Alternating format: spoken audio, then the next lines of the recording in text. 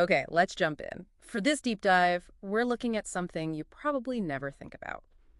The truly agonizing dental crisis that haunted America's founding fathers. Hmm.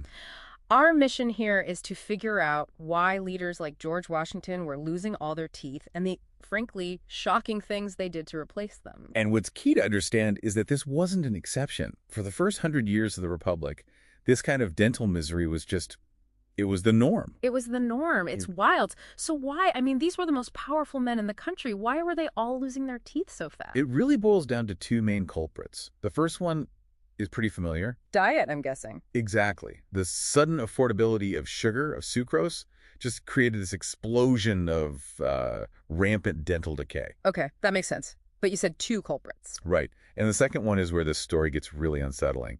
It's essentially medical iatrogenesis. Meaning the treatment made it worse. So much worse. Yeah. Doctors were prescribing a mercury-based compound, calomel, in these heroic doses for almost everything. Mercury. And the mechanism here is just devastating. The mercury caused systemic poisoning that literally destroyed the fibroblasts in the gums. It caused gum necrosis. Wait, hold on. You're saying the medicine they were prescribed as a cure was so toxic, it was causing perfectly healthy teeth to just spontaneously fall out. Precisely. They were being poisoned into losing them. And you have to connect this to the fact that there was zero anesthesia. Right. So people avoided any kind of treatment until the pain was just unbearable. And by then, you're looking at a traumatic extraction by, like, a barber surgeon with a tool called the tooth key. Which often broke the jaw, right? Frequently. It was brutal.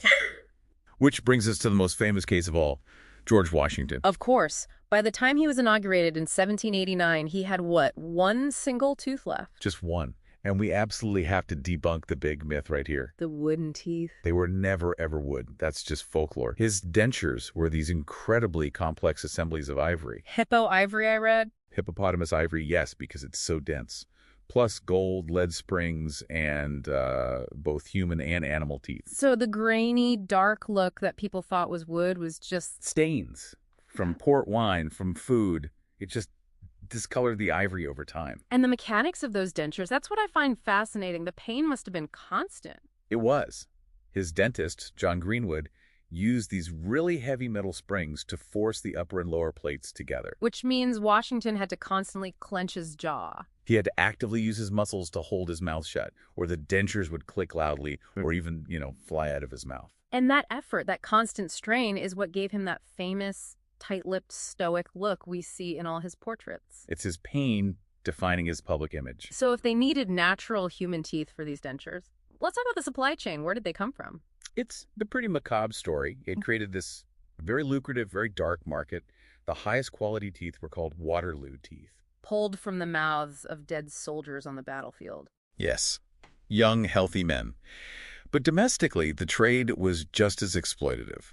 We have Washington's own ledger from 1784. Oh, wow. It records a payment of 122 shillings to Negroes for 9 teeth. It was a domestic trade built on poverty and exploitation. And in stark contrast, you have someone like Thomas Jefferson, who was meticulous about his hygiene and only lost 8 teeth his entire life. Right.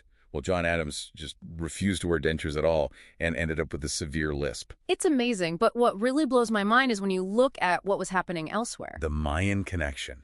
It's incredible. Tell us about it. Well, while 18th century Western medicine is poisoning people with mercury, we now know the Mayans, as far back as the 7th century AD, were embedding carved seashells into the jawbone. Like an implant. Exactly like a modern implant. An analysis shows the bone actually fused to the shell. They achieved osseointegration, a concept Western science wouldn't even identify until the 1950s. That is just unbelievable. So what was the turning point for us? When did things finally start to get better? 2 things, both happening right around 1840. The development of anesthesia, which was a game changer, and the founding of the world's first dental school in Baltimore. It's such a long journey from spring-loaded ivory to modern dentistry. And it really shows in the presidency. You go from presidential health being a state secret, like Grover Cleveland's hidden jaw surgery in 1893, to Herbert Hoover installing a permanent dental clinic in the White House basement. Right in the White House. So that leaves a final thought for you to chew on. How does the way we display physical health or the secrecy we use to hide its absence still shape and impact political power today?